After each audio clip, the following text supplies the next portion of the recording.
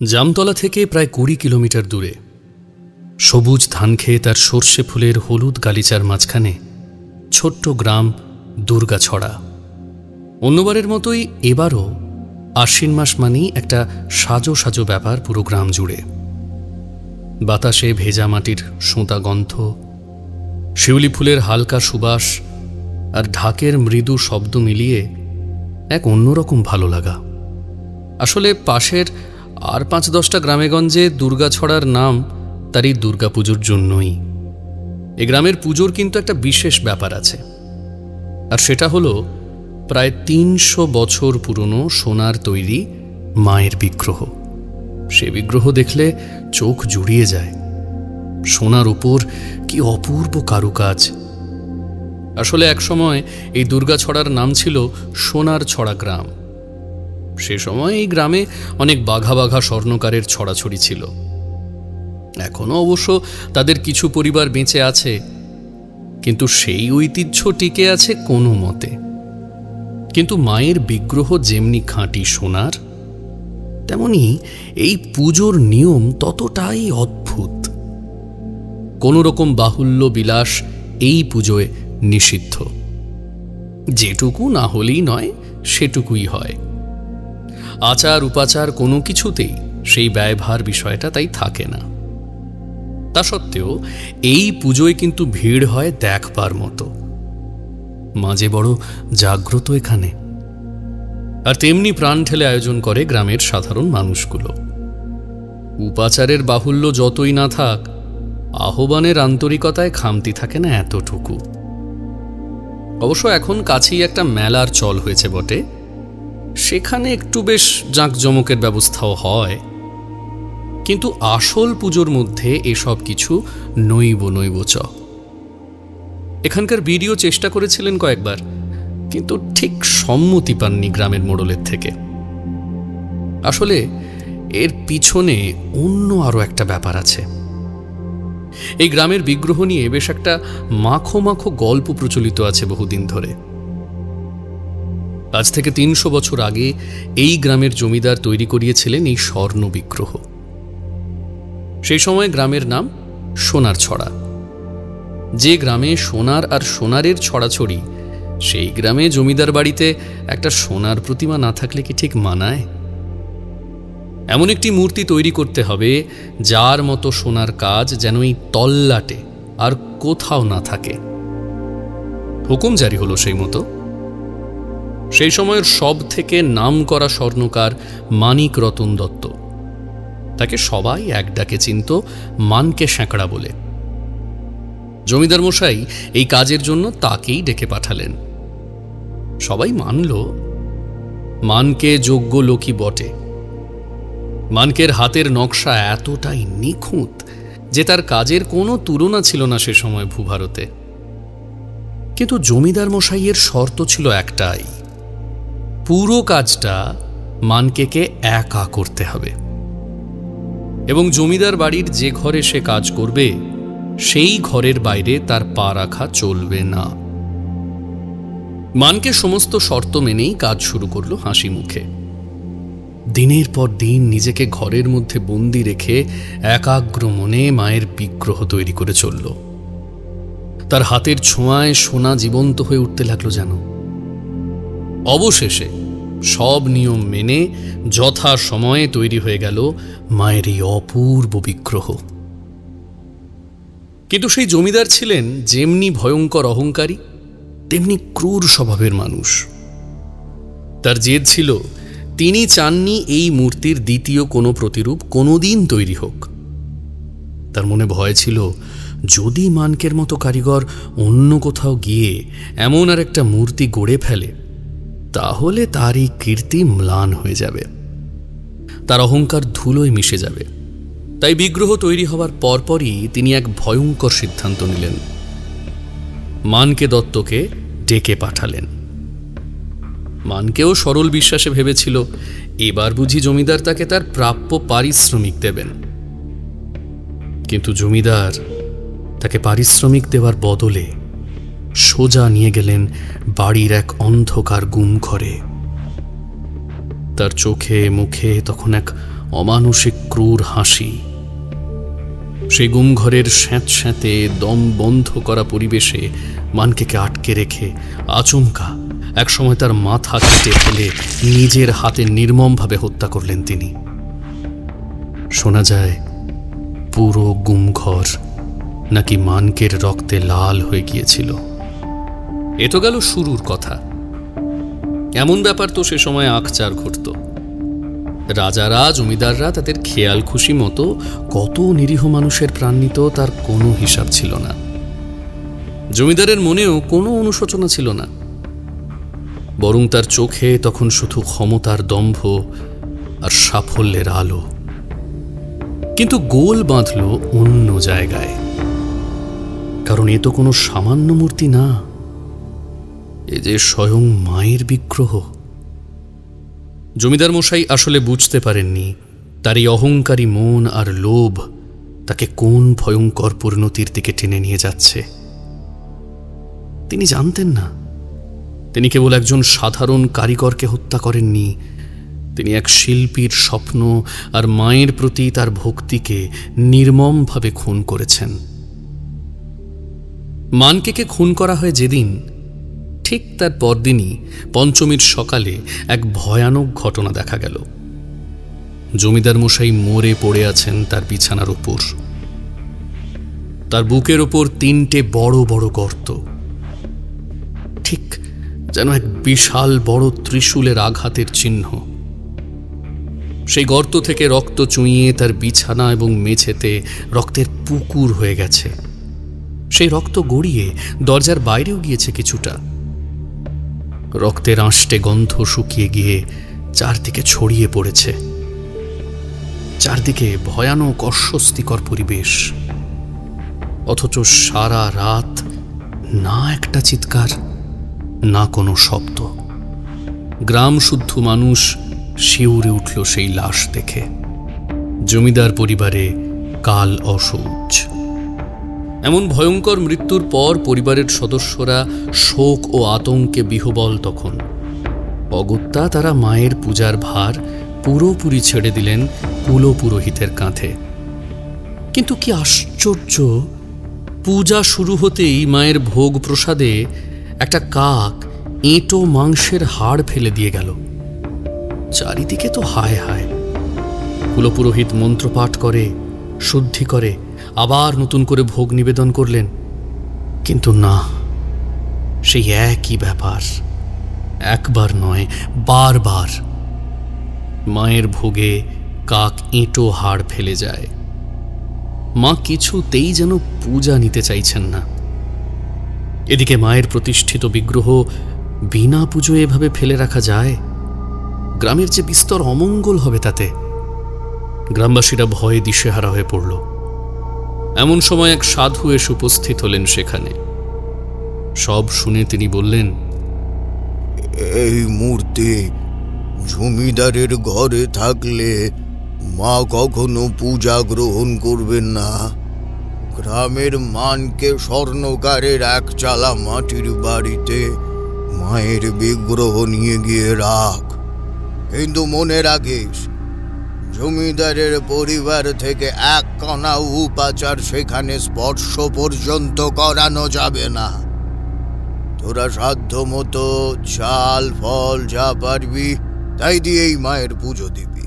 মা ভক্তি চান, ভোগ নয়, ভোগ নয়। গ্রামের মানুষ সাধুর কথায় ভরসা পেল। কথা মতো মায়ের বিগ্রহ সাবধানে মানকে স্বর্ণকারের একচালা মাটির বাড়িতে নিয়ে যাওয়া হলো। কি আশ্চর্য, সেখানে পূজা দিতেই মা যেন প্রসন্ন হলেন। কাকের উৎপাত বন্ধ হয়ে গেল। মায়ের ভোগ সম্পন্ন হলো নির্বিঘ্নে। সেই থেকে এই নিয়মই চলে আসছে। সেই মাটির বাড়িটি আজও আছে। প্রতি বছর সেখানেই মায়ের পূজা হয়। বাড়িটার সংস্কার করতে হয় বটে, কিন্তু মানুষের বিশ্বাস আজও সেই বাড়ির উপর সিমেন্টের বা ইটের পরত পড়তে দেয়নি কখনো। মেলার সময় তাই এই ঘরের বাইরে কড়া পাহারা থাকে। বছরের বাকি দিন বেশিরভাগ সময় বিগ্রহ থাকে পাশের এক মন্দিরে তালা বন্ধ। এই দেবীর নাম ছড়া কালী দুর্গা, কারণ ফাঁকা মাটির চালা ঘরে অভাবের মধ্যে এই দেবীর পুজো হয়। লোকে বলে এই মূর্তি পাহারা দেন স্বয়ং কাল ভৈরব। দেবীর নাম থেকেই এই গ্রামের নাম দুর্গা ছড়া। কিন্তু এবারের পুজোটা ঠিক প্রতিবারের মতো গেল না, যেন এক অন্য সুর বাজতে শুরু করেছে দুর্গাছড়ার বুকে। গ্রামের বুড়ো বুড়িরা দিব্যি টের পাচ্ছে বাতাসে একটা ঠান্ডা শিরশিরে ভাব। ঘটনাটা শুরু হয়েছিল মহালয়ার সন্ধ্যায়। প্রতি বছর পুজোর আগে নদীর পাড় থেকে মাটি এনে প্রথম মায়ের একটা কাঠামো তৈরি করা হয়। এ এক অদ্ভুত নিয়ম।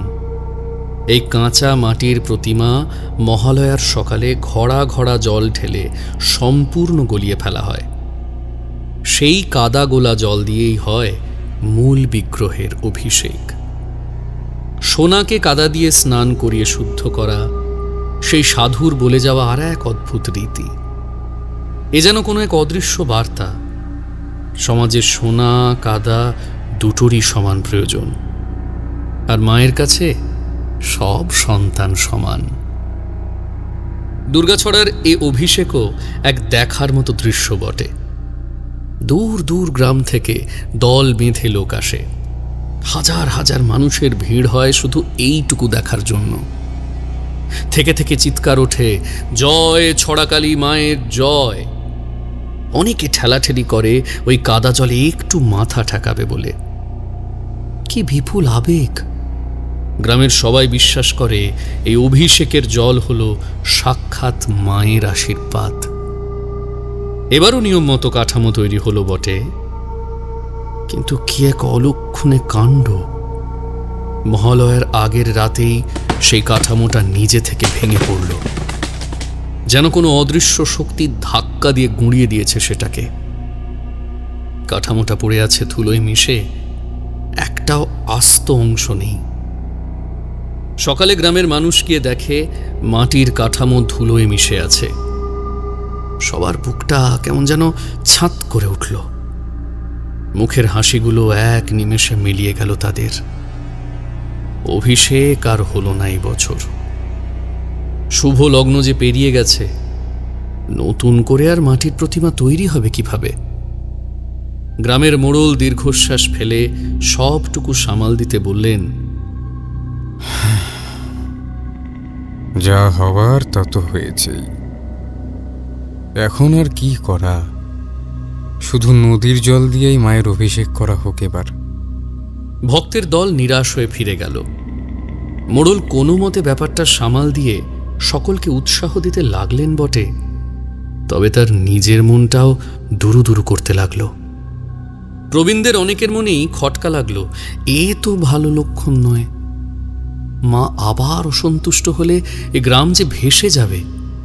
মা এই গ্রামের রক্ষাকর্ত্রী, মা বিরূপ হলে যে আর কিছুই বাঁচবে না। কিন্তু কিছু কি ভুল হয়েছে? সবার মনেই চাপা আশঙ্কা। এতেই কিন্তু ব্যাপারটা থেমে থাকলো না।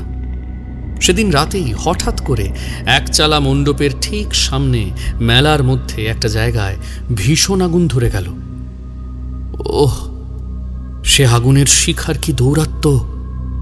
আগুন যেন আকাশ ছুঁতে চাইছে। লাল আর হলদে রঙের শিখাগুলো অন্ধকারে নরকের বিভীষিকার মতো নেচে চলেছে। গ্রামের মানুষজন আগুন নেভানোর চেষ্টা করতে ছুটোছুটি করে মরল সারা রাত। বালতি বালতি জল এনেও দ্রুত কোনো লাভ হলো না। অসময়ে ঝড় উঠল। ঝোড়ো বাতাস আগুনের শিখাকে আরো উস্কে দিতে লাগল। দমকল আসার আগেই মেলা প্রায় পুরোপুরি ভস্মীভূত। বেশিরভাগ বড় বড় দোকানপাট, সরঞ্জাম সব কিছু পুড়ে ছাই। পাশে যেসব জায়গায় ছোট তাঁবু ছিল, সেখানে যে আগুন ছড়িয়ে পড়েনি সেটাই শান্তি। অথচ কোনো শর্ট সার্কিটের চিহ্ন পর্যন্ত খুঁজে পাওয়া গেল না। পেট্রোল, কেরোসিন বা অন্য কোনো দাহ্য পদার্থ ছিটানোরও কোনো লক্ষণ নেই। কেউ ভেবে পায় না আগুন তাহলে লাগলো কিভাবে। যেভাবেই ব্যাপারটা ঘটুক না কেন, ক্ষয়ক্ষতি হলো মারাত্মক। আগুনে বেশ কয়েকজন মানুষ আহতও হলো। তাদের নিয়ে হাসপাতালে ছোটাছুটি চলতে লাগলো। বিডিও ম্যাডাম, মোড়ল মশাই এরা এসে নিজেরাই তদারক করতে লাগলেন। মেলার থেকে এই সময় গ্রামের যে আয় হয় সেটা পুরো বন্ধ হয়ে গেল এবার। এমনকি গ্রামের নাম যে ডুববে তাতেও সন্দেহ নেই। সবার মাথায় হাত, কিন্তু আরো দুর্ভোগ যে বাকি ছিল। পরদিন সকালে পুলিশ এসে রিপোর্ট দিল উপযুক্ত ব্যবস্থার অভাব। দায়টা গিয়ে পড়ল বিডিও ম্যাডামের ঘাড়ে, কারণ তিনিই ছিলেন সব ব্যবস্থার দায়িত্বে। তিনি পরিচয়ের সুবাদে পরিত্রাণ পেলেন বটে, কিন্তু মানুষগুলোর উপযুক্ত ক্ষতিপূরণের ব্যবস্থা করে দিতে হলো। এমনকি মেলাও আর রইল না। বাইরে থেকে আসা লোকের দল দোকান তুলে উঠে গেল সেই রাতেই। এত বছর তারা আসছে, এমন অশনিকাণ্ড তারা বাপের জন্মে দেখেনি। একের পর এক অঘটন। না না, এখানে আর এক মুহূর্ত না। গ্রামের মানুষ যখন এই সমস্ত অঘটনে দিশেহারা, তখনই রাত থাকতেই খবর এলো শিবদূতি সেনদের বাড়ির খাস লোক চরণ দাস মারা গেছে। গ্রামের বেশ বড় লোক এই সেনরা। আগে এদেরই কোনো পূর্বপুরুষ এই গ্রামের জমিদার ছিল। এখন জমিদারি না থাকলেও টাকাগুলো ব্যবসায় খাটিয়ে বেশ ভালোই সম্পত্তি বাড়িয়েছে সেনরা, তাই প্রতিপত্তিটা এখনো রয়ে গেছে।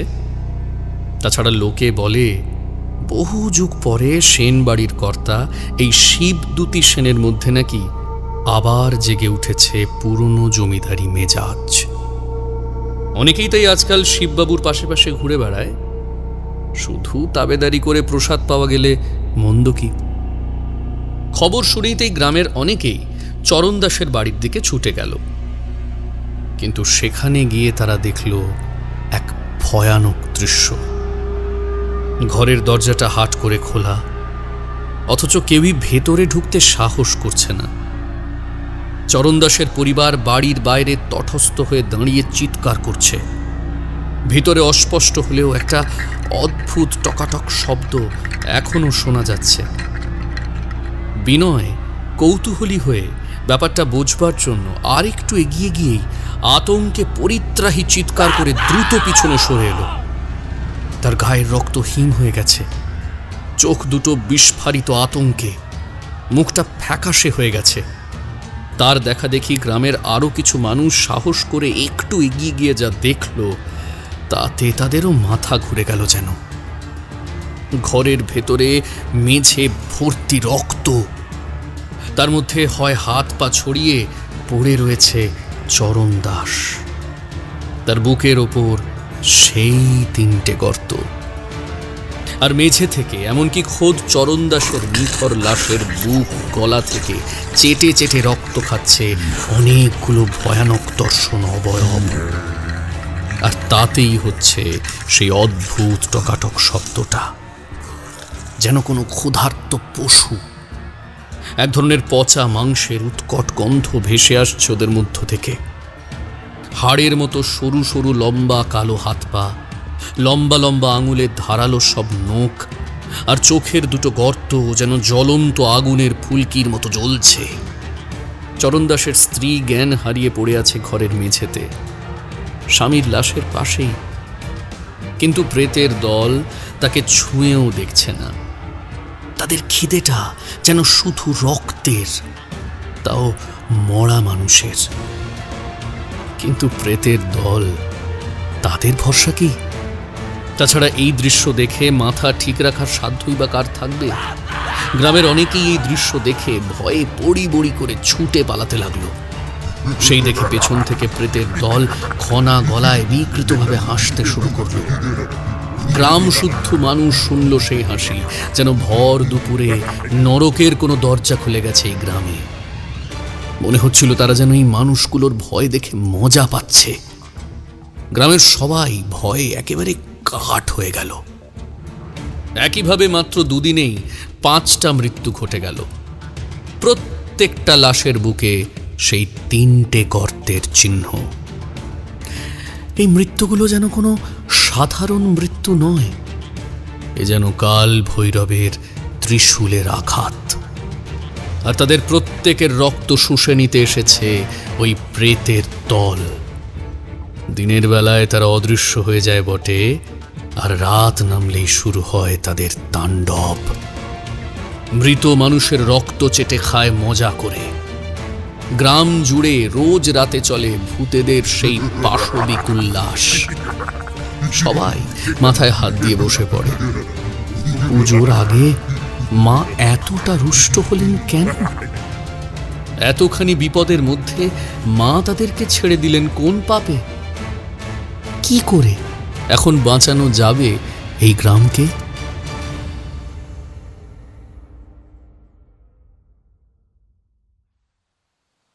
পুজো মানেই আমাদের জামতলায় এক অন্যরকম উৎসবের মেজাজ। আর এই বছরটা যেন আরো বেশি করে একটা সার্বজনীন অনুষ্ঠানেরও ব্যবস্থা হয়েছে। তারই রিহার্সাল চলছে জোর কদমে। একখানা নাটকও হবে। পুজোর ওপর ছোট নাটকখানা বলাই বাহুল্য আমাকেই লিখতে হয়েছে। একবার অল্প বিস্তর আপত্তি করতে গিয়েছিলাম বটে, কিন্তু মিত্তির মশায়ের ভ্রুকুটি দেখে আর বেশি কিছু বলবার সাহস হয়নি। নয়তো একটু আধটু লিখে আমার হাত ফুলে কলা গাছ হয়েছে বলে আওয়াজ দিতেও এরা কেউ রেয়াত করবে বলে মনে হয় না। অবশ্য ফলটাও হাতে নাতেই পেয়েছেন ভদ্রলোক।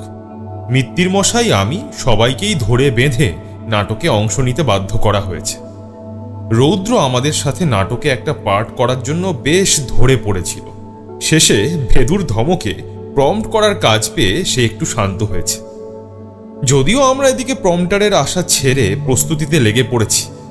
সকাল সন্ধ্যা দফতর আর এই সব তদারকি করে আমার দম ফেলার ফুরসত নেই। রৌদ্রকেও এখন ভেদুর চারদিকে কম, মণ্ডপের চারপাশে একটু বেশি ঘোরাঘুরি করতে দেখা যাচ্ছে। পুজোর কটা দিন আমি নিজের এলাকার দায়িত্ব পালন করি। আমার ভালোও লাগে এসব। এমন ব্যস্ততার মধ্যেই হঠাৎ খবর এলো কয়েকজন আমার সাথে দেখা করতে চান।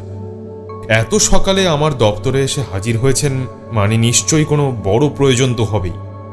আমি বেরিয়ে এলাম। তাদের মুখে আতঙ্কের ছাপ স্পষ্ট। চোখে মুখে কেমন যেন একটা দিশেহারা ভাব। সঙ্গে করে নিয়ে এসেছেন দুর্গাছড়া গ্রামের মোড়লের এক চিঠি। চিঠিখানা হাতে নিয়েই আমি বুঝলাম কোনো বড় বিপদ ঘটে গেছে। চিঠিতে বিস্তারিত সব লেখা ছিল। পড়ে আমার মাথা ঘুরে গেল।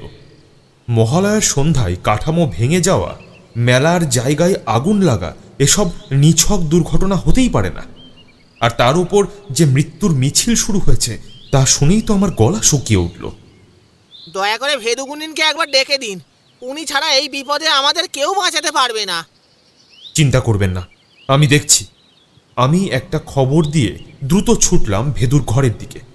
কপাল ভালো, ভেদুকে সেখানেই পাওয়া গেল। সবটা খুলে বললাম তাকে। ভেদু এক মুহূর্ত দেরি না করে তার ঝোলা গুছিয়ে আমার সাথে বেরিয়ে পড়ল। তার দ্রুততা দেখে আমিও বুঝলাম দুর্গাছড়া গ্রামের অবস্থা আসলেই খুব একটা ভালো নয়। কিন্তু সত্যি বলতে আমার পক্ষে এই মুহূর্তে দুর্গাছড়ায় যাওয়া সম্ভব নয়। মিত্তির মশাই বৃদ্ধ হয়েছেন, তাই জামতলার পুজোর বেশিরভাগ দায়িত্ব আমার কাঁধে। আর এই সময়ে তা ছেড়ে যাওয়া একেবারেই সম্ভব নয়। এই সময় ভেদুকে পুরোপুরি একা ছেড়ে দিতে মন মানছে না। কিন্তু ভেদু যে নিজেই রৌদ্রকে সেভাবে ভরসা করে উঠতে পারছে না। সে কি রাজি হবে? মানুষগুলোকে মণ্ডপের পাশেই একটা ঘরে চা জলখাবার দিয়ে মিত্তির মশাইয়ের তত্ত্বাবধানে বসিয়ে এসেছিলাম। আমরা সেখানে গিয়ে পৌঁছতেই এক অদ্ভুত কাণ্ড দেখলাম। রৌদ্র তাদের সামনে মাটিতে পা মুড়ে পদ্মাসনে বসে ভেদুর গুণকীর্তন করছে। আর লোকগুলো কেমন একটা ভেবাচাকা খেয়ে ওর দিকে তাকিয়ে আছে। ভেদু ঘরে ঢুকে অবস্থা দেখেই স্বভাব সিদ্ধ ভঙ্গিতে হুঙ্কার দিয়ে উঠল, জয় বম তারক বম, জয় বম। এ হচ্ছেটা কি এখানে? অমনি রৌদ্র গুরুদেব বলে একেবারে ভেদুর পায়ে পড়ে গেল। আসলেই এতদিন এসব দৃশ্য আমাদের অভ্যেসে দাঁড়িয়ে গেছে। একমাত্র ভেদুই এখনো রৌদ্রর এসব কাজে বিরক্ত হয়। সে এক পা পিছনে সরে বিরক্তির স্বরে উত্তর দিল, কি কি হয়েছে কি? গুরুদেব, আমি আপনার সাথে যাব। আমাকে সাথে নিয়ে যান গুরুদেব। আমি আমি আমি যাব। যা খুশি করো। ভেদু রৌদ্রের দিকে একবারও না তাকিয়ে ঘরের বাইরে বেরিয়ে গেল। সাথে সাথে লোকগুলো আমার দিকে তাকাতেই আমি ওদেরকে ইশারায় অনুমতি দিলাম। ওরা বেরিয়ে গেল। ভেদুর সাথে ওদের কি কথা হলো আমি জানি না, কারণ তখন আমি আর মিত্তির মশাই হতবাক হয়ে রৌদ্রের নাচ দেখছি। বাচ্চাদের মতো হাত পা ছুঁড়ে তার কি উল্লাস! বাপরে বাপ, সে এক কাণ্ড বটে। কিছুক্ষণের মধ্যেই ভেদু রওনা দিল। পিছন পিছন যে রৌদ্র গেল তা বলাই বাহুল্য। আমরা তাকিয়ে রইলাম তাদের পথের দিকে। না জানি পুজোর মধ্যে ওরা ফিরে আসতে পারবে কিনা, না জানি দুর্গাছড়া গ্রামের এবারের পুজো শেষ অবধি সম্পন্ন হবে কিনা। ওরা চলে যাওয়ার পর আমি আবার কাজে মন দিলাম, কিন্তু মনটা পড়ে রইল দুর্গাছড়ার দিকেই। কি ঘটছে সেখানে?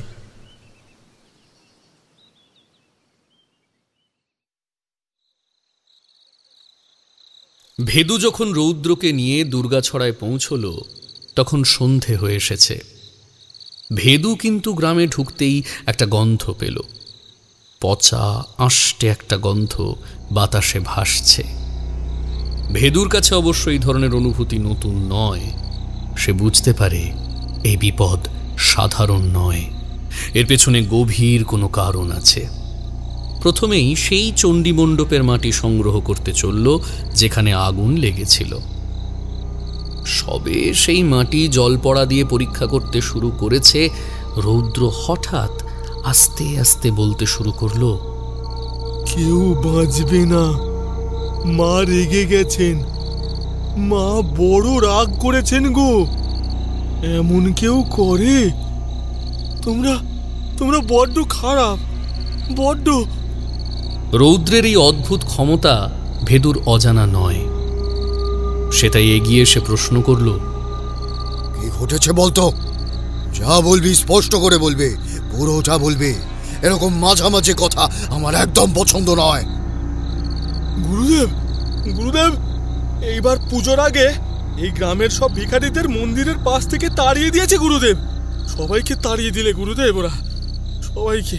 এই পুজোর মধ্যে মায়ের আঙিনা থেকে তার ছেলে মেয়েদের দূর করে দিলে। বলুন গুরুদেব, মা কি ওদের একা? মা যে বারবার ওদের বলেছিলেন বাহুল্য নয় বরং ভক্তি দিয়ে মাকে ডাকতে, হ্যাঁ? আর ওরা গ্রামের নাম মেলার আলো আনন্দের মধ্যে থেকে মায়ের সন্তানদের সরিয়ে রাখলে গুরুদেব। অপরাধীদের কাউকে মা ছাড়বে না গুরুদেব, কাউকে না। বড় অহংকার, টাকার অহংকার, ক্ষমতার অহংকার। ভেদু রৌদ্রের কথা শুনে গম্ভীর হয়ে গেল। তার মুখটা রাগে থমথম করছে। এই দুর্গাছড়া কিংবা জামতলার মতো ছোট গ্রামে ভিখারি বলতে অল্প কিছু আশ্রয়হীন বুড়ো বুড়ি অথবা বৈষ্ণবের দল বা কিছু বহুরূপী, তাদেরকে তাড়িয়ে দেওয়া একটা চূড়ান্ত অমানবিক কাজ। অন্তত তাদের অন্য কোনো ব্যবস্থা করে দেওয়াটা উচিত ছিল। সে গর্জন করে উঠল, কারা এমন করেছে? কারা করেছে এই কাজ? আমাদের বিডিও ম্যাডাম আসলে এরকম একটা নির্দেশ দিয়েছিলেন ভেদু বাবা। ঠিক অফিসিয়াল নির্দেশ না, তবে ওই আর কি। আসলে ম্যাডামের কোনো দোষ নেই। উনি এই সোনার প্রতিমা ঘিরে যে নতুন মেলা বসানো হয়েছে তার জন্যই এরকম ব্যবস্থা করেছিলেন। আসলে এই সময় মেলায় আমাদের বেশ একটু রোজগার হয়। মেলার জায়গায় স্টল ভাড়া দিয়ে বেশ কিছু টাকাও আসে, তাই আর কি। ম্যাডাম হয়তো ওদের একেবারে তাড়িয়ে দিতেন না ভেদু বাবা। আসলে ম্যাডাম বলেছিলেন এই মণ্ডপ বা মেলার কাছে যেন ওরা কটা দিন না থাকে, কিন্তু ওরা কিছুতেই রাজি হলো না। বিশেষত ওদের মধ্যে বুড়ো বুড়ি অনেকে ছাড়া কালী মায়ের একচালা মণ্ডপের পাশেই বসে থাকে সারাদিন, রাতে সেখানেই শোয়। ওরা ম্যাডামের সাথে ঝামেলা শুরু করে দিল। এমনকি ওই বহুরূপী ন্যাড়া, ও তো বিডিও অফিস গিয়ে ম্যাডামের সাথে ঝগড়া পর্যন্ত করেছিল শুনেছি। তাই তো সেন বাবু ওদেরকে ঘাড় ধরে বের করে দিয়েছে ভেদু বাবা। হ্যাঁ, তাও তো এমনি এমনি না ভেদু বাবা। সেন বাবুদের এখনকার কর্তা ওই ছিপ দুটি সেন, ওনার সাথেই তো সামনের আষাঢ়ে আমাদের বিডিও ম্যাডামের বিয়ে। তা তিনি তার হবু বউয়ের সাথে এমন ধারা ব্যবহার কি করে সহ্য করবেন বলুন তো? তার ওপর ওই সেন বাবুরা আগে গাঁয়ের জমিদার ছিলেন, সেই জমিদারি মেজাজখানা তো এখনো আছে। উনি নিজে পাইক নিয়ে এদের সাথে কথা বলতে এসেছিলেন, কিন্তু এরা তো ভালো কথায় যাবার লোক না। শিব বাবুর রাগ বড় দারুণ রাগ। উনি একেবারে ন্যাড়ার টুঁটি চেপে ধরেছিলেন সেই দিন। সে কি ঝামেলা লাগলো বাপরে বাপ! কারোর হাত ভাঙলো, কারোর কপাল ফাটলো। সেনদের পাইকের দল লাঠি দিয়ে মেরে ওদের একেবারে গ্রামের সীমানার বাইরে বের করে দিল। হ্যাঁ, সেই দিন। আর আপনারা কেউ বাধা দিলেন না? কোনো ধারণা আছে আপনাদের যে কত বড় অন্যায় হয়েছে এটা? পুজোর সময় মানুষ বাড়ির কুকুর বেড়াল কেউ তাড়ায় না, আর আপনারা গ্রাম থেকে এতগুলো মানুষকে বের করে দিলেন একখানা মেলার জন্য। মা এমন গ্রামে আসবেন আবার পুজো নেবেন, এই কথা আপনারা ভাবলেন কি করে? তাহলে কি হবে ভেদু বাবা? এবছর কি আর পুজো হবেনি? দয়া করুন ভেদু বাবা, কিছু একটা উপায় করুন। দেখছি, আমি আমার মতো করে চেষ্টা করব। মা আপনাদের সকলের ব্যবহারে খুব কষ্ট পেয়েছেন, আর এই প্রতিমার রক্ষক স্বয়ং কাল ভৈরব, উনি কোনোদিন মায়ের অপমান সহ্য করতে পারেননি। উনি তাই রুষ্ট হয়ে অপরাধীদের শাস্তি দিচ্ছেন। উনি প্রেতের দল মুক্ত করে দিয়েছেন এই গ্রামে। ওনাকে শান্ত করবার ক্ষমতা আমাদের কারোর নেই। একমাত্র যদি মায়ের দয়া হয়, মাকে শান্ত করে প্রসন্ন করতে পারেন, তাহলে উনি কাল ভৈরবকে শান্ত করতে পারবেন। কিন্তু মা কি আমাদের ক্ষমা করবেন? কেন করবেন না?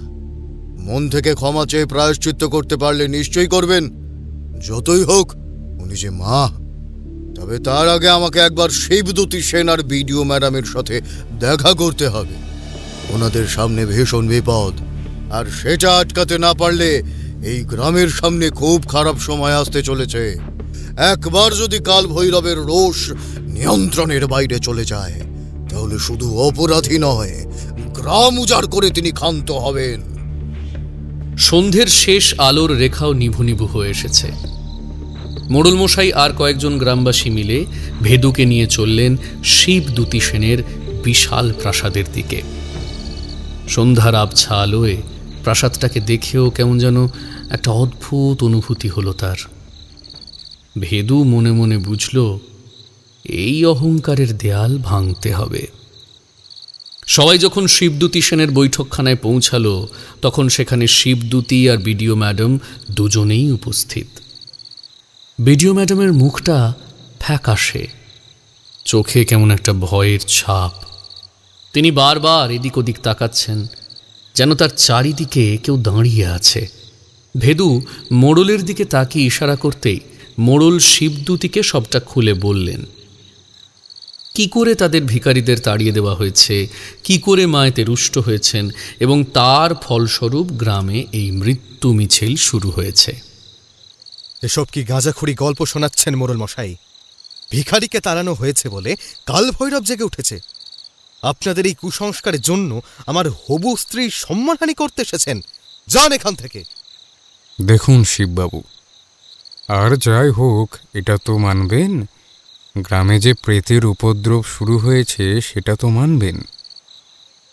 রাত হলেই যে তেনারা এসে গ্রামে ঘুরে বেড়াচ্ছেন সে তো কারোর অজানা নয়, সবাই দেখেছে। ভেদু এবার এগিয়ে এলো।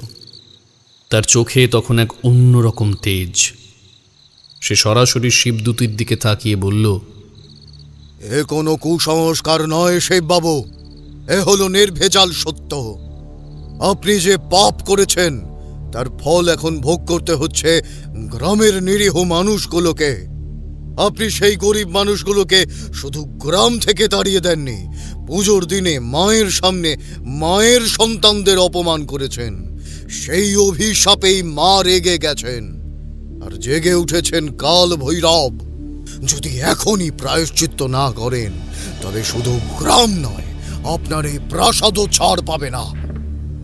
আমি কোনো ভিখারির কাছে ক্ষমা চাইব না। আপনি কি পাগল? ঠিক এই সময় বিডিও ম্যাডাম কাঁপতে কাঁপতে উঠে দাঁড়ালেন। তার মুখটা ভয়ে সাদা হয়ে গেছে। তিনি কাঁপতে কাঁপতে বললেন, শিব, ভেদু ঠিকই বলছে, আমাকে ক্ষমা চাইতে হবে। তার গলায় একটা অদ্ভুত আকুতি, যেন তিনি নিজের মনের কথা বলছেন না, অন্য কেউ তাকে দিয়ে বলিয়ে নিচ্ছে। হ্যাঁ শিব, আমি গত কয়েক রাত ধরে একই ভয়ঙ্কর স্বপ্ন দেখছি। আমি দেখি একটা ত্রিশূল আমার বুকের দিকে তেড়ে আসছে, আর সেই ত্রিশূলের মুখে আমার মুখটা, জানো আমি চিৎকার করতে চাইছি, কিন্তু আমার গলা দিয়ে কোনো শব্দ বের হচ্ছে না। শুধু আমি কেমন যেন একটা অদ্ভুত টকাটক শব্দ শুনি। আমি আর সহ্য করতে পারছি না, আমি। শিবদূতী তার হবু স্ত্রীর দিকে হতবাক হয়ে তাকালেন। তার চোখে বিস্ময়। তোমার কি হয়েছে? তুমি এসব কি বলছো? বিডিও ম্যাডাম এবার হাউ হাউ করে কেঁদে ফেললেন।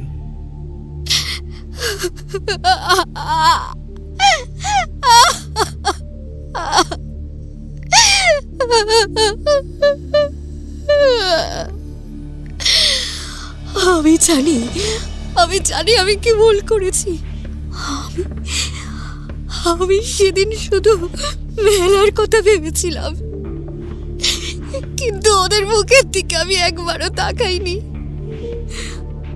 ওদের মুখের সেই অসহায়তা আর ন্যাড়ার ওই চোখের জল, আমি ওদের অনেক কষ্ট দিয়েছি, অনেক। না, মা আমাকে ক্ষমা করবেন না, মা আমাকে ক্ষমা করবেন না। এই অপ্রত্যাশিত দৃশ্য দেখে শিবদূতী কিছুটা নরম হলেন। তিনি বুঝতে পারলেন তার হবু স্ত্রী কতটা ভয় পেয়েছেন। বোধহয় তাই মন বুঝেই তিনি ভেদুর দিকে তাকিয়ে নরম স্বরে বললেন, ঠিক আছে, বলুন কি করতে হবে। আপনাদের আন্তরিকভাবে প্রায়শ্চিত্ত করতে হবে। মা ভক্তি চান, অহংকার নয়। আপনাদের কাল সকালে ওই ভিখারিদের খুঁজে বের করতে হবে, তাদের পা ছুঁয়ে ক্ষমা চাইতে হবে এবং তাদের গ্রামে ফিরিয়ে এনে তাদের যতটুকু প্রাপ্য সম্মান কেবল সেইটুকু ফিরিয়ে দিতে হবে। হাতে মাত্র একটা রাত সময়। যদি কাল সকালের মধ্যে ওদের খুঁজে না পান, আমি হয়তো পরিণাম ঠেকিয়ে রাখতে পারবো না। আপনার পাইক দলের সব সহচর গেছে, বাকি শুধু আপনি আর ম্যাডাম। তবে কাল ভৈরবের রোষ আরো বাড়বে। শুধু আপনাদের নয়, এই গ্রামের কোনো অস্তিত্বই আর থাকবে না। সেই সব ভিখারিদের চোখের জলে আর অভিশাপে আজ সমস্ত গ্রামের প্রেতের দল মুক্ত হয়েছে। তাদের রক্ত পিপাসা শুধুই মরা মানুষের রক্তে মিটবে না। আর কালকে যদি আপনারা ব্যর্থ হন, তাহলে আপনাদের ভয়ানক মৃত্যু তো হবেই, তার সাথে ওই প্রেতের দলকে আর নিয়ন্ত্রণ করা যাবে না। এই গ্রামের সবার রক্ত খেতেও তারা আর পিছপা হবে না। কাল ভৈরবের রোষ যদি একবার নিয়ন্ত্রণের বাইরে চলে যায়, তাহলে শুধু অপরাধী নয়, গ্রাম উজাড় করে তিনি ক্ষান্ত হবেন। আর কালকের মধ্যেই যদি ওদের ফিরিয়ে আনতে না পারেন, তাহলে কাল ভৈরব তাদের সবাইকেই রক্ত দিতে বাধ্য করবে, যারা এই অবিচারের সাক্ষী থেকেছে। ভেদুর কথা শুনে শিবদূতী সেন আর বিডিও ম্যাডাম দুজনেই আঁতকে উঠলেন। আর কোনো কথা না বলে দ্রুত কাজে লেগে পড়লেন সবাই। তাদের হাতে মাত্র আর একটা রাত, আর এই রাতের মধ্যেই তাদের গ্রামের সব থেকে বড় ভুলটার সমাধান করতে হবে। ভেদু আর মোড়ল মশাই তাদের শুভকামনা জানিয়ে ফিরে এলেন। মোড়ল মশাই ভেদুর দিকে তাকিয়ে বললেন, ভেদু বাবা, ওরা কি পারবে? ভেদু হাসি মুখে উত্তর দিল, পাপের প্রায়শ্চিত্ত করতে হলে মন থেকে চেষ্টা করতে হবে। ওরা যদি মন থেকে চায়, তবে মা নিশ্চয়ই সাহায্য করবেন। মোড়ল মশাই আর কিছু বললেন না। তিনিও জানেন এই গ্রামে মা যখন রুষ্ট হন, তখন একমাত্র আন্তরিকতা আর ভক্তিই পারে তাকে শান্ত করতে। ভেদুও মোড়ল মশাইকে নিয়ে গ্রামের দিকে ফিরতে শুরু করল। বাতাসে সেই পচা আষ্টে গন্ধটা তখনও ভাসছে। ভেদু বুঝতে পারছিল এই রাতটা সহজ হবে না। কাল ভৈরব তার রোষ শান্ত করেননি এখনো। আপনারা সবাই নিজের ঘরে থাকুন, আজ রাতে কেউ বের হবেন না। আর আমাকে কয়েকটা জিনিস জোগাড় করে দিতে হবে। বড় জোর 1 ঘন্টার মধ্যে আমার জিনিসগুলি চাই। মোড়ল মশাই ভেদুর কথা শুনে পুরো গ্রামে খবর পাঠিয়ে দিলেন। সবাই নিজের নিজের ঘরে দরজা বন্ধ করে বসে রইল। সবার মনে একটা চাপা ভয়, উৎকণ্ঠা। রাতটা কেমন যাবে তা কেউ জানে না। বাইরে থেকে ভেসে আসছে শিয়ালের ডাক আর কুকুরের কান্না। ভেদু আর রৌদ্র দুজনে মিলে সেই চণ্ডী মণ্ডপের কাছে গেল। ভেদু তার ঝোলা থেকে কিছু জিনিসপত্র বের করে মন্ত্র পড়তে শুরু করল। সে বুঝতে পারছিল কাল ভৈরবকে শান্ত করতে হলে শুধু প্রায়শ্চিত্ত করলেই হবে না, কিছু একটা করতে হবে, বিশেষত আজকের রাতে। প্রেতের দলের সাথে মোকাবিলা করার সময় যখন চলে এসেছে, ঠিক তখন। রাত গভীর, গ্রামের কোথাও কোনো আলো জ্বলছে না, শুধু শোনা যাচ্ছে প্রেতদের হাসির শব্দ আর কুকুরের ডাক। বোঝাই যাচ্ছে এরপর আর দেরি হলেই হয়তো পাওয়া যাবে নতুন আর একটা মৃত্যুর খবর। ভেদু এক মনে মন্ত্র পড়ে চলেছে। তার কপালে বিন্দু বিন্দু ঘাম জমছে। সামনে কঠিন পরীক্ষা। এই লড়াইটা শেষ হতে এখনো অনেক বাকি। আসল যুদ্ধ এখনো শুরুই হয়নি। চারপাশে এখন কেবল ঘোর অন্ধকার। ভেদু তার পুরনো ঝোলাটা খুলে আবারও উদাত্ত কণ্ঠে মন্ত্র পড়তে শুরু করল। তার মন্ত্রের শব্দে বাতাসে একটা চাপা উত্তেজনা তৈরি হলো, আর সেই উত্তেজনার সঙ্গে মিশে গেল এক তীব্র ঝাঁঝালো গন্ধ। এ গন্ধ সাধারণ মানুষের বোঝার কথা নয়, কিন্তু অশরীরীরা ঠিকই বুঝতে পারে। ভেদু তার হাতের মুঠো থেকে এক চিমটে ধুলো পোড়া বাতাসে ছিটিয়ে দিল। চারিদিক থেকে প্রেতগুলো বিকট চিৎকার করে ছুটে এলো। তাদের শরীরগুলো দেখতে মানুষের মতোই, কিন্তু সে যেন কেবলই হাড় আর চামড়ার কাঠামো। তাদের চোখ জ্বলছে, আর হাত পাগুলো অস্বাভাবিক লম্বা। তারা ভেদুর দিকে তেড়ে আসতে চাইল, কিন্তু এক অদৃশ্য দেয়াল যেন আটকে দিল তাদের। যন্ত্রণায় জ্বালায় ছিটকে তারা সরে গেল এক পাশে। তারপর কাতরাতে লাগলো। তোরা বৃথা চেষ্টা করছিস? এখনো বলছি শান্ত হ, চলে যাই গ্রাম ছেড়ে। আমি নিজে তোদের আরাধ্যের শরণ নেব। গ্রামে যে অপরাধ হয়েছে তার প্রায়শ্চিত্ত হবে। তোরা এর মাঝে আসবি না। আমার গুরুর আশীর্বাদে তোরা আমাকেও স্পর্শ করতে পারবি না। যা, এখনো সময় আছে, চলে যা বলছে। প্রেতের দল কিন্তু নাছোড়। ভেদুর মন্ত্র আর ধুলো পোড়ার শক্তি তাদের ভেদুর কাছে ঘেঁষতে দিচ্ছে না ঠিকই, কিন্তু তবুও তারা এই অদৃশ্য দেওয়ালের ওপর আঘাত করে ফিরে যাচ্ছে বারবার, যেন অদৃশ্য কোনো কাঁচের দেওয়ালে ধাক্কা খাচ্ছে। তাদের বিকৃত যন্ত্রণার চিৎকার আর গোঙানিতে রাতের নীরবতা ভেঙে চুরমার হয়ে যাচ্ছে। ভেদু কিন্তু এক মনে মন্ত্র পড়ে চলেছে। ওং ক্রিং কালিকায় নমঃ, ওং হুং চামুণ্ডায় নমঃ, ওং দেবী দুর্গাদেব্যাই নমঃ। কিন্তু প্রেতগুলো শুধু যে তার চারপাশে ঘুরছে তা নয়, তারা বারবার ভেদুর মন্ত্রের জাল ভেঙে ফেলার চেষ্টা করছে। তাদের সম্মিলিত শক্তি এবার আস্তে আস্তে ভেদুর ওপর চাপ তৈরি করছে। আসলে প্রেতের দলের ক্ষমতা নেই বটে ভেদুকে আঘাত করবার, কিন্তু তার মনোযোগ তো দুর্বল করে দেওয়াই যায়। কাল ভৈরব আজ স্বয়ং তাদের সহায়। তাদের প্রধান উদ্দেশ্যই আজ ভেদুকে বাধা দেওয়া। এই গ্রামের যে মানুষগুলো দেবীর অনুভূতিতে আঘাত দিয়েছেন, কাল ভৈরবের চোখে তারা তো ক্ষমার অযোগ্য। আর তাদেরই কিনা রক্ষা করতে চায় এই তুচ্ছ ভেদুগুণিন। ঠিক তখনই এক অদ্ভুত ঘটনা ঘটল। রৌদ্র, যে এতক্ষণ ভেদুর পাশে স্থির হয়ে দাঁড়িয়েছিল, হঠাৎই সে ভেদুর চারপাশে হাত ঘোরাতে শুরু করল। তার চোখগুলো যেন আরো বেশি উজ্জ্বল হয়ে উঠছে অন্ধকারে। ভেদু পর্যন্ত অবাক হয়ে একটিবার তাকালো তার দিকে। রৌদ্রের হাত থেকে যেন এক ধরনের নীল আলো বের হচ্ছে, আর সেই আলো প্রেতদের শরীর ছুঁয়েই তাদের শক্তি শুষে নিচ্ছে যেন। প্রেতগুলো এবার আরো জোরে চিৎকার করতে লাগলো। তাদের গলার আওয়াজ যেন ক্রমশ ক্ষীণ হয়ে আসছে। ভেদু বেশ জানে রৌদ্রের মধ্যে কিছু একটা আছে, কিন্তু সেটা কি তা সে আজও বোঝেনি। শুধু দেখল রৌদ্র যেন এক ধরনের অদৃশ্য সুতো দিয়ে আজ প্রেতগুলোকে নিয়ন্ত্রণ করছে। কিন্তু এইবার যে ঘটনার গতি আস্তে আস্তে পাল্টাচ্ছে, সেটা ভেদু লক্ষ্য করেনি। হঠাৎ সে দেখল রৌদ্র কোনো অজানা কারণে যেন ইচ্ছাকৃতই বারবার তার সামনে এসে দাঁড়াচ্ছে। কিন্তু এর তো কোনো প্রয়োজন নেই। ভেদু তো নিজেই গুরুর আশীর্বাদ প্রাপ্ত। কোনো অশরীরীর সাধ্য কি তাকে স্পর্শ করে?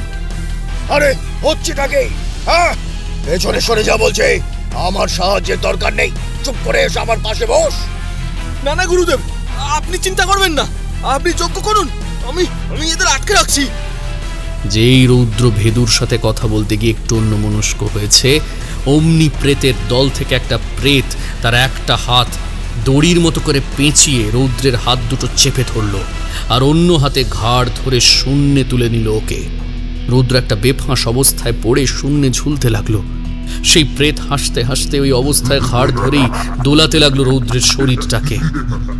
ওকে ছেড়ে দে, ছেড়ে দে বলছি, ছাড় ওকে। আপনি ভাববেন না গুরুদেব, আপনি ভাববেন না, আমি ঠিক আছি, আমি ঠিক আছি। অমনি সেই প্রেত একটা বিকট হুঙ্কার দিয়ে রৌদ্রের শরীরে প্রবেশ করলো। ওর শরীরটা এক ঝটকা মেরে কয়েকটা মুহূর্ত স্থির হয়ে শূন্যে ভেসে রইল। ভেদু অবাক হয়ে তাকিয়ে রইল। রৌদ্রের এই কথাগুলো তার নিজের কথা নয়, তার মধ্যে কোনো অশুভ শক্তি প্রবেশ করেছে। ভেদু বুঝতে পারল অশরীরী শক্তি রৌদ্রের এই দুর্বলতার সুযোগ নিয়েছে এবং তার মধ্যে প্রবেশ করেছে। রৌদ্রের দেহ এখন অশুভ শক্তির দখলে। একদমই এই ভুল করিস না, এখনই ওর শরীর ছেড়ে বেরিয়ে আয়, বেরিয়ে আয়।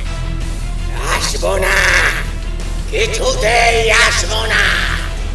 ভেদুর সামনে এবার এক নতুন সমস্যা। তাকে শুধু প্রেতদের বিরুদ্ধে লড়তে হবে এমনটা নয়, রৌদ্রের শরীরের ভেতরে থাকা ন্যাড়ার আত্মার বিরুদ্ধেও লড়তে হবে। একদিকে এতগুলো আত্মার অতৃপ্তির আগুন, আর একদিকে রৌদ্রের জীবন। ভেদু লড়াইয়ের জন্য প্রস্তুত হতে লাগল। রাত আরো গভীর। চণ্ডীমণ্ডপের চারপাশে এখন যেন নরকের এক ক্ষুদ্র সংস্করণ চলছে। একদল অশরীরী বিকৃত চিৎকার করতে করতে ভেদুর চারপাশে ঘুরছে, আর ভেদুর সামনে দাঁড়িয়ে আছে রৌদ্রের শরীরটা। তার মধ্যে এখন অন্য এক সত্তা রাজত্ব করছে। সেই সত্তার চোখে এক অমানুষিক ঔদ্ধত্য, মুখে এক বিকৃত হাসি। রৌদ্রের দেহটা এখন তার শত্রু।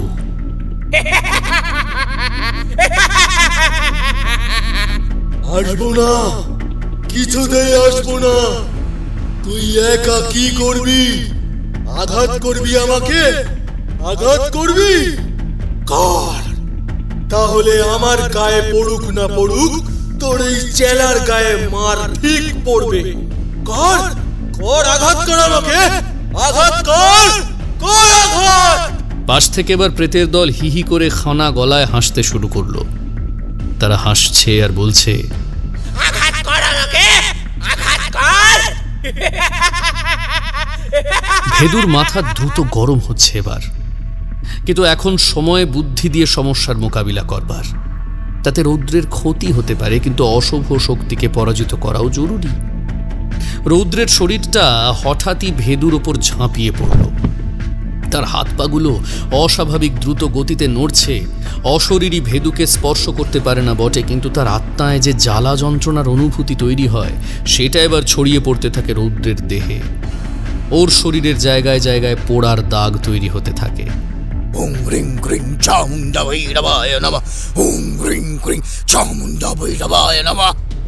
ভেদু তার ঝোলা থেকে এবার ওই মন্ত্রপুত শিকড় বের করে। সেই শিকড়গুলো দেখতে সাধারণ গাছের শিকড়ের মতোই, কিন্তু ভেদু তো জানে এগুলোর ক্ষমতা। যে কোনো অশরীরীকে এক জায়গায় বেঁধে ফেলার জন্য সমস্ত ক্ষমতা আছে এই শিকড়ের, যা তার গুরুদেবের দান। সে দ্রুত মন্ত্র পড়ে সেই শিকড়গুলো রৌদ্রের চারপাশে ছুঁড়ে দিল। শিকড়গুলো যেন জীবন্ত হয়ে উঠল আর পেঁচিয়ে ধরল রৌদ্রের শরীরটাকে। এটা কি করলি? এটা কি করলি? এভাবে আমাকে আটকে রাখতে পারবি না গুনি। শিকড়ের বাঁধনে রৌদ্রের শরীর স্থির হয়ে গেল। ভেদু এবার তার উপর মনোযোগ দিতে পারল। সে রৌদ্রের কপালে হাত রাখলো আর মন্ত্র পড়তে শুরু করলো। রৌদ্রের শরীরটা কাঁপতে শুরু করলো। তার মুখ থেকে এক ধরনের কালো ধোঁয়া বের হতে লাগলো। বেরিয়ে আয়, বেরিয়ে আয় বলছি, তোর জায়গা এখানে নয়। হঠাৎ রৌদ্র একটা বিকট চিৎকার করে উঠল। শুনে মনে হচ্ছিল কেউ যেন তার আত্মাটা ছিঁড়ে ফেলছে। ভেদু মন্ত্র পড়া চালিয়ে গেল আর তার হাতের চাপ ক্রমশই বাড়াতে লাগলো। হে কাল ভৈরব, আপনি আপনার রোষ শান্ত করুন, দয়া করে শান্ত করুন। ভেদুর প্রবল আক্রমণের মুখে অশরীরী শক্তি অবশেষে রৌদ্রের শরীর থেকে সম্পূর্ণভাবে আলাদা হয়ে যায়। একটা কালো ধোঁয়ার মতো অবয়ব রৌদ্রের শরীর থেকে বেরিয়ে এলো, আর সাথে সাথেই একটা ভয়ানক শব্দ। অবয়বটা চিৎকার করতে করতে বাতাসে মিলিয়ে গেল। অশুভ শক্তি চলে যাওয়ার পর রৌদ্র আর চোখ খুলে রাখতে পারল না, মাটিতে লুটিয়ে পড়ল। ভেদু দ্রুত তাকে ধরে ফেলল। তার শরীরটা ঠান্ডা হয়ে গেছে, তবে শ্বাস প্রশ্বাস স্বাভাবিক।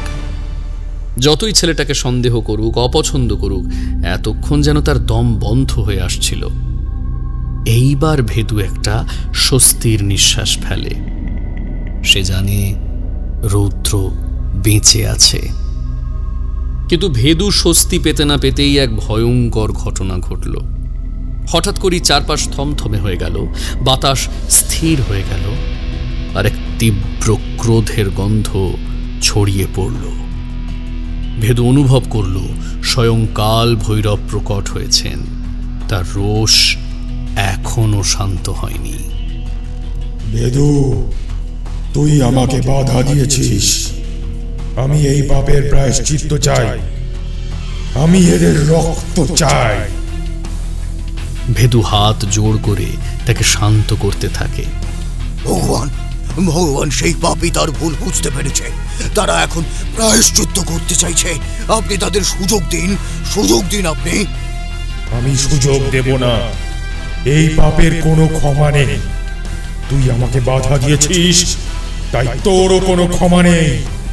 চরম পর্যায়ে তিনি যখন ভেদুকে আঘাত করতে উদ্যত, ঠিক তখনই ভেদু কোনো মতে দ্রুত রৌদ্রকে একপাশে সরিয়ে দেয় এবং নিজের বুকের ওপর মায়ের মূর্তি চেপে ধরে চোখ বন্ধ করে ফেলল। যখন সে চোখ খুলল, তখন দেখল চারপাশে আর কেউ নেই। কালভৈরব আক্রোশে অদৃশ্য হয়েছেন। ভেদু জানে মায়ের আশীর্বাদেই সে আজ রক্ষা পেয়েছে। কিন্তু এই যুদ্ধের শেষ এখনো হয়নি। শিবদূতী আর বিডিও ম্যাডাম যদি ভিখারিদের খুঁজে বের করতে ব্যর্থ হন, তবে কালভৈরবের রোষ আবার ফিরে আসবে, আর তখন ভেদুও তাদের রক্ষা করতে পারবে না। ভেদু অচৈতন্য রৌদ্রকে নিয়ে তৈরি হতে লাগলো সকালের পুজোর জন্য। রাতটা শেষ হলো এক অদ্ভুত থমথমে নীরবতার মধ্যে দিয়ে। পূর্বের আকাশে তখনও ভোরের আলো ফোটেনি, কিন্তু অন্ধকারের বুক চিরে যে স্নিগ্ধতা নেমে এসেছে, তাতেই ভেদু বুঝতে পারছিল রাতটা কেটে গেছে। সে চোখ খুলে দেখল রৌদ্র তার কোলে মাথা রেখে শান্তিতে ঘুমোচ্ছে। তার কপালে হাত দিয়ে দেখল জ্বর নেই, শরীরটা স্বাভাবিক। ভেদু একটা স্বস্তির নিঃশ্বাস ফেলল। কাল রাতের সেই ভয়ঙ্কর লড়াইয়ের পর সেও খুব ক্লান্ত, কিন্তু তার মনটা শান্ত। সেই জানে এইবার শুধু অপেক্ষা। অবশেষে কালভৈরবের রোষ থেকে রক্ষা পাওয়া যায় কিনা সেটাই দেখার অপেক্ষা।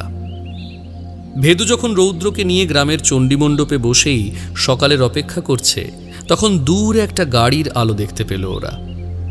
আলোটা ক্রমশ কাছে আসছে, কয়েকটা গাড়ির আলো। ভেদু বুঝতে পারল শিবদূতী সেন আর বিডিও ম্যাডাম ফিরে এসেছেন। তাদের সাথে আরও বেশ কিছু লোক। গাড়িগুলো চণ্ডীমণ্ডপের কাছে এলো। শিবদূতী আর বিডিও ম্যাডাম দুজনেই গাড়ি থেকে নামলেন। তাদের চেহারা দেখে মনে হলো সারা রাত তারা এক মুহূর্তের জন্য বিশ্রাম নেননি। তাদের চোখে মুখে ক্লান্তির ছাপ, কিন্তু এক অদ্ভুত পবিত্রতাও যেন দেখা গেল তাদের চোখে। তাদের পিছনে গাড়ি থেকে নামছে সেই ভিখারিরা যাদের তাড়িয়ে দেওয়া হয়েছিল। তাদের মুখগুলো শুকিয়ে গেছে, কিন্তু তাদের চোখে মুখে কোনো ভয় বা অপমান নেই, শুধু এক অদ্ভুত মায়া। শিবদূতী সোজা ভেদুর সামনে এসে হাঁটু গেড়ে বসলেন, তার চোখে জল। ভেদু বাবা, আমি ভুল করেছি। আমি সেদিন টাকার আর ক্ষমতার অহংকারে অন্ধ হয়ে গিয়েছিলাম। আপনি ঠিকই বলেছিলেন, এই পাপের কোনো ক্ষমা নেই। বিডিও ম্যাডামও মাটিতে বসে পড়লেন। তিনি কাঁদতে কাঁদতে বললেন,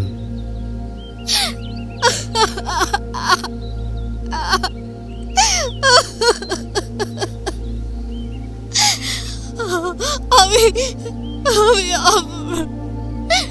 আমরা ওদের অনেক কষ্ট দিয়েছি। ওরা ক্ষমা না করলে মা আমাদের ক্ষমা করবেন না। ওরা ক্ষমা না করলে মা কখনোই আমাদের ক্ষমা করবেন না। ভিখারিরা প্রথমে বেশ একটু সন্দিহান ছিল, তারা বুঝতে পারছিল না কি হচ্ছে, কিন্তু শিবদূতী সেন আর বিডিও ম্যাডামের আন্তরিকতা দেখে তারা তাদের মন থেকে ক্ষমা করে দেয়।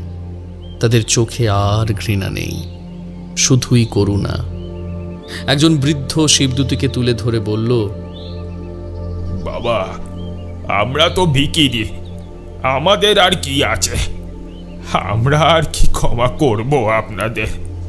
কিন্তু কিন্তু আপনি আমাদের যে সম্মান দিয়েছেন, মা নিশ্চয়ই আপনাদেরকে ক্ষমা করবেন। কথাটা শুনে শিবদূতী আর বিডিও ম্যাডাম কেঁদে ফেললেন। তারা ভিখারিদের পা ছুঁয়ে ক্ষমা চাইলেন। গ্রামের মানুষজন যারা এতদিন এই ঘটনা দেখেও চুপ করেছিল, তারা পর্যন্ত লজ্জায় মাথা নিচু করে ফেলল আর বুঝতে পারল তাদের ভুলটা কত বড় ছিল।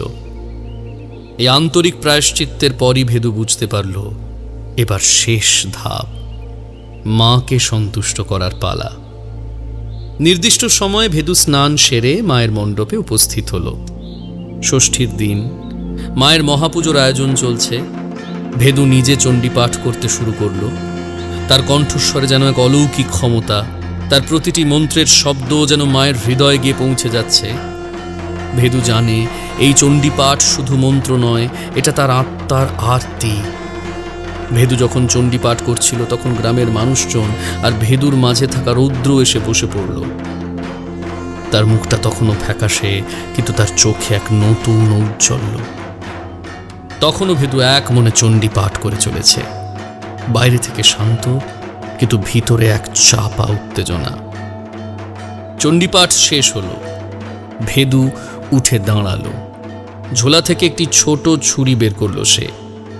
তার চোখে দৃঢ়তা। সোজা মায়ের প্রতিমার সামনে গিয়ে দাঁড়ালো ভেদু। গ্রামের মানুষজন অবাক হয়ে তাকিয়ে রইল। ভেদু কি করতে যাচ্ছে?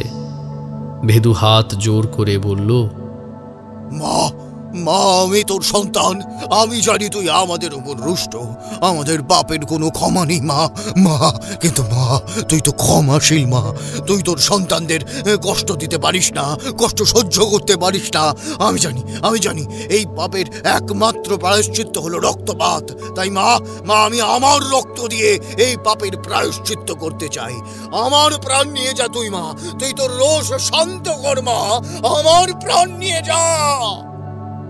ভেদু নিজের বুকের উপর ছুরিটা তুলে ধরল, আর ঠিক তখনই এক অদ্ভুত ঘটনা ঘটল। মায়ের প্রতিমার চোখ থেকে এক অলৌকিক আলো বের হলো, আর সেই আলো ভেদুর বুকে গিয়ে আঘাত করল। ভেদু চোখ বন্ধ করে ফেলল। তার হাত থেকে ছুরিটা পড়ে গেল। যখন সে চোখ খুলল, তখন সে একাই দেখল মায়ের মুখে এক স্নিগ্ধ হাসি। মায়ের আশীর্বাদে কালভৈরবের রোষ শান্ত হয়েছে অবশেষে। বাতাসে পচা আঁশটে গন্ধটা আর নেই, তার বদলে ভেসে আসছে শিউলির মিষ্টি গন্ধ। ভেদু বুঝতে পারল মা সন্তুষ্ট হয়েছেন। কিন্তু রক্ত তিনি চান না, তিনি চান আন্তরিকতা। তিনি চান তার সন্তানেরা যেন ভুল করে আবার সেই ভুলের প্রায়শ্চিত্ত করে। ভেদু যখন হাসি মুখে মাকে প্রণাম করছে, তখন রৌদ্র উঠে তার পাশে এসে বসল। তার চোখে এক গভীর শ্রদ্ধা। সে ভেদুর দিকে তাকালো। তার মুখে কোনো কথা নেই, শুধু এক অদ্ভুত আনন্দ।